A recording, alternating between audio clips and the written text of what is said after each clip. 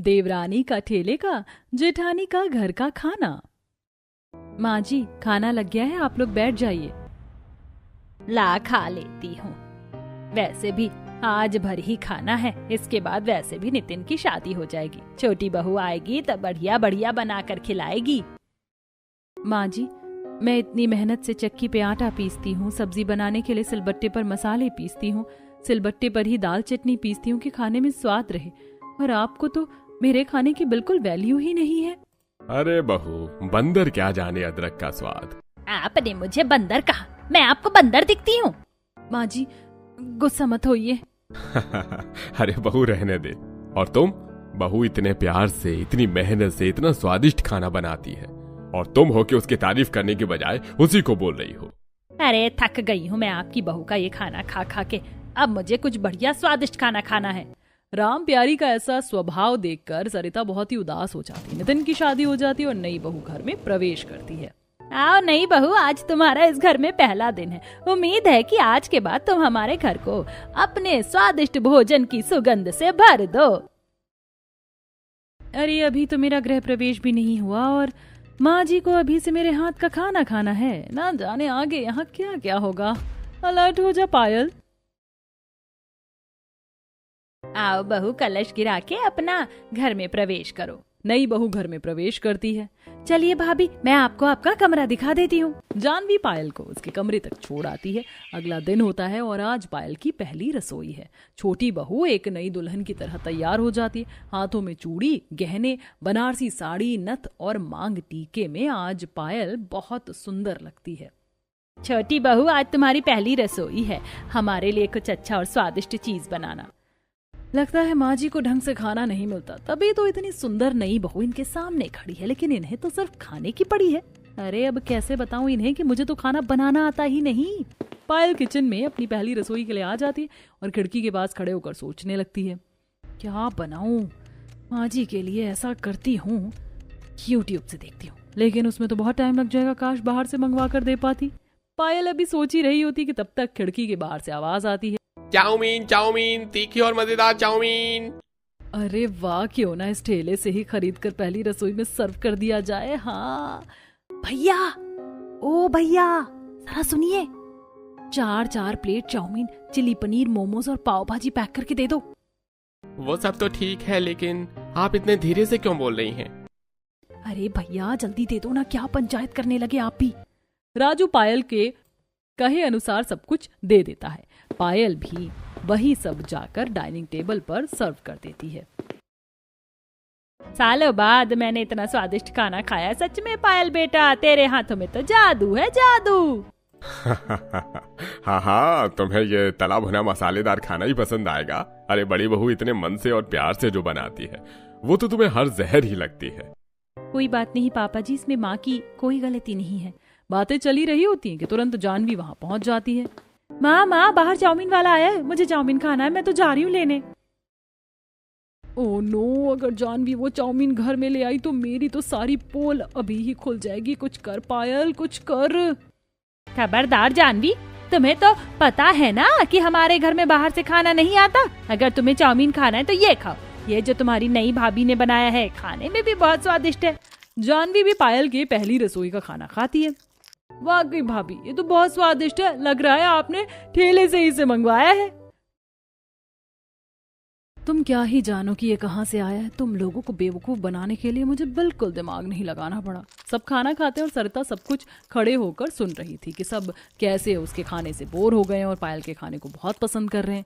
रात हो जाती है और अब खाना बनाने का समय हो चुका था। दोनों देवरानी और जेठानी रसोई घर में आती हैं।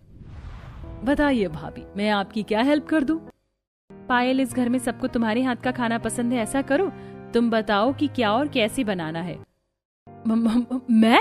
अरे नहीं भाभी, खाना आप ही बनाइए, और वैसे भी मुझे खाना बनाना नहीं आता, मुझे तो सिर्फ फास्ट फूड बनाना ही आता है। लेकिन पायल, हर दिन हम फास्ट फूड तो नहीं खा सकते ना। चलो ठीक है, आज तुम मुझे खाना बनाते हुए देख लो और सीख भी लो, उसके बाद तुम खाना बनाना। सरिता खाना बनाती है और सर्व करती है। ये क्या, आज फिर से तुमने वही पुराना खाना बना दिया? हाँ माँ जी, वो क्या है ना, मुझे लगा सुबह फास्ट फूड खा के आप लोगों का पेट नहीं भरा होगा, इसलिए अभी पूरा खाना, दाल चावल सब्जी रोटी बनाई है। अरे लेकिन मुझे पायल के हाथों का खाना चाहिए जैसे सुबह खाई थी। देखो पायल, अब से सुबह और शाम दोनों वक्त तुम ही खाना बनाओगी। जी मम्मी जी। अरे क्या मम्मी जी, कहाँ से बनाएगी जब तुझे आता ही नहीं है? तो ऐसा करूंगी, खिड़की से ही ठेले वाले भैया से ऑर्डर करा लूंगी और थोड़े ज्यादा पैसे दे दूंगी। ये सही है। अब पायल रोज रोज सुबह शाम घर वालों को कभी चाउमीन, कभी छोले भटूरे, कभी मोमोज और कभी पाव भाजी खाने में खिलाने लगी कि एक दिन, अरे बाप रे, न जाने मेरे पेट में इतना दर्द क्यों है।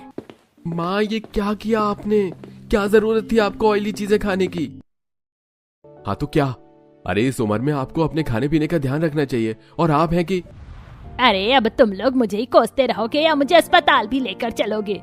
अशोक और नितिन रामप्यारी को अस्पताल लेकर जाते हैं और पीछे से बाकी लोग भी वहाँ पहुँचते हैं। क्या हुआ डॉक्टर? क्या कोई परेशानी वाली बात है? कहीं ऐसा तो नहीं कि माँ जी की तबीयत ठेले वाला खाना खाने की वजह से हुई है? देखिए इस उम्र में अक्सर पेट खराब हो जाता है, इसलिए खान पान पर ध्यान देना चाहिए। अभी ज्यादा दिक्कत नहीं है, लेकिन अगर ध्यान नहीं दिया तो हो सकती है। अब से आपको इन्हें सिर्फ मूंग की दाल खिचड़ी देनी है सुबह और शाम। भगवान की कृपा है कि मेरे बारे में कुछ पता नहीं चला। अरे ये डॉक्टर क्या बोल रहा है, मैं और खिचड़ी? माँ आपको मानना ही होगा डॉक्टर की बात। डॉक्टर के कहने पर रामप्यारी को जबरदस्ती खिचड़ी खिलाई जाती है, जिससे कई दिनों तक खाकर वो बहुत तंग आ चुकी थी। बारिश का मौसम हुआ है, कितने दिन हो गए कुछ चटपटा नहीं खाया। छोटी बहू, छोटी बहू। हाँ माँ, आपने बुलाया? बहू बहुत दिन हो गए तेरे हाथ का चटकेदार कुछ खाए हुए। बारिश भी हो रही है, जा कुछ बना ला। माँ अभी आपकी तबीयत सही हुए ही कुछ दिन हुए हैं, अभी आपको वो सब नहीं खाना चाहिए। तू मेरी सास है या मैं तेरी सास हूँ? जितना कहूँ उतना कर। जाओ और जल्दी से मेरे लिए कुछ बना कर लाओ। पायल मजबूर होकर रसोई में जाती है। अगर फिर से माँ को ठेले वाला खिलाया तो माँ बीमार पड़ जाएंगी। ऐसा करती हूँ, यूट्यूब से देख के खुद ही बना लेती हूँ। पायल वैसा खाना बनाने की पूरी कोशिश करती है, लेकिन रामप्यारी को खाना पसंद नहीं आता, क्योंकि असल में वो ठेले वाला होता ही नहीं था। कई बार पायल ने ठेले जैसा खाना घर पर भी बनाने की कोशिश की, लेकिन रामप्यारी को कभी खाना पसंद नहीं आता कि एक दिन, देख पायल, अगर तूने मुझे पहले जैसा खाना खिलाया तो ये सोने के कंगन जो तुझे पसंद है वो मैं तुझे दे दूंगी। क्या सच में माँ जी? मैं अभी आपके लिए वैसा खाना लेकर आती हूँ। सरिता को कुछ ठीक नहीं लगता और वो पायल के पीछे जाती है और देखती है कि पायल एक ठेले वाले से खाना खरीद रही होती है। क्या पायल ठेले वाले से खाना लेकर माँ जी को खिलाती है? तो ये है पायल के स्वादिष्ट खाने का सीक्रेट। आज बताती हूँ सबको। पायल खुशी खुशी अपनी सास को ठेले का खाना सर्व करती। रामप्यारी खाने ही जाती है, वैसे ही सरिता रोकते हुए बोलती है, माँ जी ये देखिए, ये खाना मैं बाहर वाले ठेले वाले से लेकर आई हूँ। ये क्या बकवास है बड़ी बहू, तुम्हें नहीं पता कि मैं बाहर का नहीं खाती हूँ? इतने दिनों से पायल के हाथों का जो खाना आपको पसंद आ रहा था माँ जी, वो भी बाहर के ठेले का है, जिसे हर बार पायल रसोई की खिड़की से ले लेती थी। अगर आपको यकीन नहीं तो आप एक बार चख लीजिए। और माँ जी, आपकी तबीयत भी इसी ठेले के खाने से खराब हुई होगी। क्या ये सच है छोटी बहू? मुझे माफ कर दीजिए माँ जी। तुम्हें पता था कि हमारी तबीयत खराब हो गई इस खाने से, फिर भी तुम दोबारा हमारे लिए ये लेकर आई? मैं लालच में पड़ गई थी माँ, मुझे लगा सोने का कंगन मिल जाएगा, अब से ऐसा नहीं होगा। उसके बाद से पायल ठेले का खाना खरीदना बंद कर देती है। घर पर ही अपनी जेठानी से घर का खाना बनाना सीखती है और सभी घर वाले घर का ही खाना खाते हैं। आओ बहू रानी, घर के अंदर आओ। अगले दिन सुबह वैभवी अपनी पहली रसोई का खाना बना रही होती है। कुछ देर बाद, आई माँ, खाना बनाते बनाते मुझे तो बहुत तेज टॉयलेट आ गई। एक काम करती हूँ, खाना डाइनिंग टेबल पर रख के पहले टॉयलेट चली जाती हूँ। अब वैभवी खाने को डाइनिंग टेबल पर रखकर वॉशरूम जाती है, तभी वहां से गुजरती है अर्चना। अरे देवरानी जी ने खाना तैयार कर दिया, चलो मैं इन सभी खाने को डाइनिंग टेबल पर परोस देती हूँ। अर्चना डाइनिंग टेबल पर सबके लिए प्लेट लगाती है, फिर सबको खाना परोसती है। पूरा परिवार खाना खाना शुरू करता है। अरे खाना तो बहुत अच्छा बना है।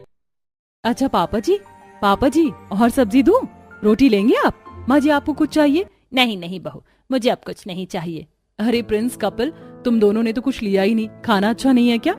नहीं नहीं, खाना तो बहुत अच्छा बना है। तभी वहाँ वैभवी आती है ये सब देखकर। अरे जेठानी जी, ये क्या किया आपने? मैं आ तो रही थी डाइनिंग टेबल पर खाना लगाने, फिर आपको खाना लगाने की क्या जरूरत थी? वैभवी, मुझे लगा कि तुम इतना सारा खाना बनाकर थक गई होगी, इसीलिए मैं खाना परोसने लगी। पर जेठानी जी खाना बनाया तो मैंने थे ना, फिर आप उसे कैसे परोस सकती हैं? अरे राई का पहाड़ बनाना जरूरी है क्या तुम दोनों देवरानी जेठानी को? अब एक शब्द में तुम दोनों के मुंह से मैं सुन ना लूं। अब इस तरह अर्चना दोपहर और रात में भी वैभवी के बनाए हुए खाने को डाइनिंग टेबल पर सर्व कर देती है और सबके खा लेने के बाद डाइनिंग टेबल को कपड़े से साफ कर रही होती है। क्या जेठानी जी, मैं जब से आई हूँ तब से आपको 3 टाइम बस डाइनिंग टेबल पर कपड़ा मारते हुए खाना परोसते हुए देख रही हूँ, जैसे डाइनिंग टेबल तो जेठानी जी किसी ने आपके ही नाम कर दी हो। नहीं, ऐसा कुछ नहीं है। इसी तरह अगले दिन चंदा के घर में ममता, गायत्री, सुमित्रा उससे मिलने आती हैं। छोटी बहू जा फटाफट कुछ खाने को बना ले, ये तीनों बहुत दूर से आई हैं। जी सासू माँ, वैसे जेठानी जी आप यहाँ क्यों खड़ी हैं? आप भी मेरे साथ चलिए। नहीं नहीं, ये नहीं जाएगी, तू जाकर सारा पकवान बना ले और जब बन जाए तो अपनी जेठानी को बता दियो, वो डाइनिंग टेबल पर सबको खिला देगी। ठीक है माँ जी। अब वैभवी गुस्से से तिलमिलाती हुई खाना बनाते हुए, लगता है जेठानी जी ने तो कुछ ज्यादा ही दबदबा बना रखा है। आज तो सासू माँ भी जेठानी जी का ही साथ दे रही थी, जैसे मानो किचन देवरानी के नाम और डाइनिंग टेबल जेठानी के नाम है। पर आज तो खाना डाइनिंग टेबल पर मैं ही परोसूंगी। अब गर्मी में पसीने से तरतर होकर वैभवी किचन में सबके लिए खाना बनाकर तैयार कर लेती है कि तभी अचानक उसे अपने फोन की रिंग सुनाई देती है। अरे इस वक्त किसने मुझे कॉल कर दिया? अच्छा खासा डाइनिंग टेबल पर खाना परोसने जा रही थी। कोई नहीं, फटाफट से फोन पर बात करके आती हूँ। अब वैभवी हॉल में आकर फोन पर बात करने लगती है। दूसरी तरफ चंदा रसोई में बने हुए खाने को देखकर रसोई से दूर खड़ी अर्चना से कहती है, बड़ी बहू, तेरी देवरानी ने किचन में खाना बना लिया है। मैं सभी खाने को लाकर डाइनिंग टेबल पर रख देती हूँ, तू सभी खाने को डाइनिंग टेबल पर लगा दे। ठीक है माँ जी। अब एक बार फिर डाइनिंग टेबल पर अर्चना सबका खाना परोसने लगती है। खाना तो बहुत लाजवाब बना है। हाँ, खाना तो तकरीबन बहुत अच्छा बना है। दूसरी तरफ फोन पर बात करती वैभवी, अरे अरे कोमल, तू फोन रख, तुझसे बात करने के चक्कर में मैं तो भूल ही गई कि मुझे डाइनिंग टेबल पर खाना परोसना था। अरे मैं तो कब से बोल रही हूँ फोन रख, तू ही है जो बात बना रही है। अब जब तक वैभवी डाइनिंग टेबल के पास आती तब तक मेहमान खानों का चटकार लेते हुए अर्चना की तारीफ कर रहे होते। ये सब देख वैभवी गुस्से में डाइनिंग टेबल से दूर खड़ी अर्चना से कहती है, जेठानी जी, आप अपने आप को समझती क्या हो? जब खाना बनाती मैं हूँ तो परोसूंगी भी मैं ही ना, लेकिन हर बार किचन में काम मैं करती हूँ और डाइनिंग टेबल पर खाना आप परोसती हो, और जैसे किचन देवरानी के नाम और डाइनिंग टेबल जेठानी के नाम हो। ये कैसी बात कर रही हो वैभवी? मैं तो बस। क्या हो गया छोटी बहू? बड़ी बहू को साइड में ले जाकर उससे क्या खुसुर पुसुर कर रही है? जा सभी जूठे बर्तनों को जाकर किचन में साफ कर दे। रुकिए देवरानी जी, मैं अभी डाइनिंग टेबल साफ करके सारे जूठे बर्तन इकट्ठे आपको दे देती हूँ, इससे आपको थोड़ी मदद मिल जाएगी। कैसे महान बन रही है मेरी जेठानी इन 2 काम को करके। बहुत बहुत मेहरबानी जेठानी जी, आपने मेरे लिए इतना सोचा। अब अर्चना कपड़े से डाइनिंग टेबल को साफ करके सारे जूठे बर्तन वैभवी के हाथ में देती, वहीं किचन में बर्तन को मांजती वैभवी। अरे मुझे तो समझ में ही नहीं आ रहा कि मेरी जेठानी जी शुरू से ही किचन से दूर भागती हैं, या मेरे आते ही इनके भाव कुछ ज्यादा ही बढ़ गए हैं, जो किचन में कदम रखने से पहले ही इन्हें मौत आती है। ऐसे ही कुछ दिन गुजरते हैं और अब वैभवी भी अकेले किचन को संभाल कर परेशान हो चुकी होती है। तभी एक दिन वैभवी झूठा सरदर्द का बहाना करके अर्चना से कहती है, जेठानी जी, मेरे सर में बहुत दर्द हो रहा है, थोड़ी तबीयत भी ठीक नहीं लग रही है, क्या आप किचन में जाकर मेरे लिए 1 कप चाय बना देंगी? देवरानी जी, मैं नहीं बना पाऊंगी आपके लिए चाय। अगर किचन के बाहर का कोई काम है तो बोलिए, मैं वो कर देती हूँ। नहीं जेठानी जी, मुझे तो 1 कप चाय ही पीनी है, मेरे सर का दर्द चाय पीकर ही ठीक होता है। तभी वहाँ आती चंदा ये सारा नजारा देखकर, छोटी बहू, यह क्या कर रही है तू? जब बड़ी बहू कह रही है कि वो किचन का कोई काम नहीं कर पाएगी तो जबरदस्ती उसे चाय बनाने को कहना जरूरी है? जाकर खुद बना ले और मेरे लिए भी बनाना। बहू, 1 कप मेरे लिए भी बना देना। अब वैभवी गुस्से से भनभनाती हुई किचन में आकर चाय बनाने लगती है। देखा कैसे सासू माँ जेठानी जी के पक्ष में बोल रही थी, जैसे सासू माँ ने तो किचन देवरानी के नाम और डाइनिंग टेबल जेठानी के नाम कर दिया हो। अरे मैं तो इस किचन की नौकरानी बनकर रह गई हूँ, क्योंकि जेठानी जी तो किचन में कदम रखती ही नहीं है। तभी उस रात वैभवी अपने पति कपिल से लड़ती हुई, कपिल कपिल, ये सब क्या है? क्या हुआ? क्या है वैभवी? होगा क्या कपिल? तुम मुझे एक बात बताओ, बहू के हिस्से में उसका पति, उसके ससुराल वाले, उसका घर, सब कुछ आता है ना, पर तुम्हारे इस घर में सिर्फ मेरे नाम एक किचन ही क्यों किया हुआ है? और सब कुछ क्यों नहीं? और मेरे साथ तुम्हारी बड़ी भाभी, वो कभी किचन में क्यों नहीं आती? कुछ बोल क्यों नहीं रहे हो? मुंह में क्या दही जमा रखी है तुमने?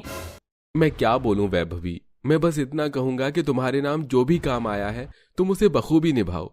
मतलब यही ना कि तुम्हारे पास भी मेरी बातों का कोई जवाब नहीं है। ठीक है, कोई बात नहीं।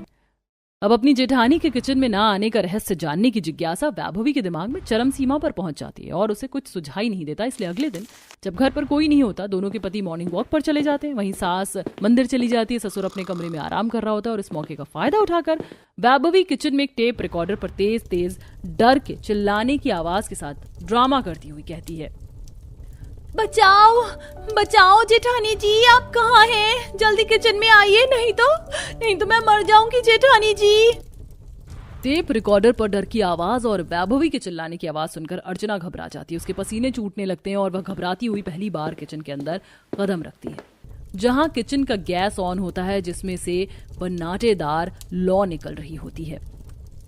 और आग को देखते ही अर्चना अपना सर पकड़कर तेज तेज चिल्लाने लगती है, बचाओ बचाओ, कोई है यहाँ पर? आओ देखो, आग लग गई, आग। अब सिलेंडर फट जाएगा और हम सब आग में जलकर मर जाएंगे। तभी मंदिर से आती हुई चंदा बहू की आवाज सुनकर भग कर किचन में घुसती है। कुछ नहीं हुआ बड़ी बहू, कुछ नहीं हुआ, सब ठीक है, शांत हो जा। छोटी बहू, अर्चना यहाँ कैसे आई? तुझे कहा था ना बड़ी बहू को किचन में नहीं आने देना। पर जेठानी जी को हुआ क्या है? ये ऐसे क्यों कर रही हैं? अब कुछ देर में कपिल और प्रिंस भी वहां पहुंचते हैं और अर्चना को उठाकर सोफे पर बिठाते हैं, उसके मुंह पर ठंडा पानी डालते हैं। अर्चना तुम ठीक तो हो ना? देखो सब ठीक है, कहीं कोई आग नहीं लगी। अब मैं पहले से ठीक हूँ। अरे कोई मुझे बताएगा कि जेठानी जी के साथ ये हुआ क्या किचन में जाते ही? छोटी बहू, तेरी जेठानी के दिल में एक सदमा बैठा हुआ है। कैसा सदमा माँ जी? दरअसल वैभवी कई साल पहले तेरी जेठानी की माँ रसोई में खाना बना रही थी और अचानक रसोई की सिलेंडर में आग लग गई और सिलेंडर फटने की वजह से अर्चना की माँ की दर्दनाक मौत हो गई। और यही सदमा अर्चना के दिलो दिमाग में बैठा हुआ है, जिसके कारण वह किचन में जाने से बहुत डरती है। तेरे इस घर में आने से पहले रसोई का सारा काम मैं खुद संभालती थी। जेठानी जी मुझे माफ कर दीजिए, मैं तो आपके बारे में बहुत गलत सोचती थी, पर आपके ऊपर तो दुखों का पहाड़ टूटा हुआ है। मैं हाथ जोड़कर आपसे माफी मांगती हूँ, मुझे माफ कर दीजिए। मैंने आपकी भावनाओं का मजाक बनाया। कोई बात नहीं देवरानी जी। इस दिन के बाद से वैभवी खुद अपनी जेठानी को धीरे धीरे रसोई में आना सिखाती है और देखते ही देखते अर्चना का डर भी किचन के प्रति हमेशा हमेशा के लिए खत्म हो जाता है, जिसके बाद दोनों देवरानी जेठानी मिलकर किचन को संभालने लगती हैं।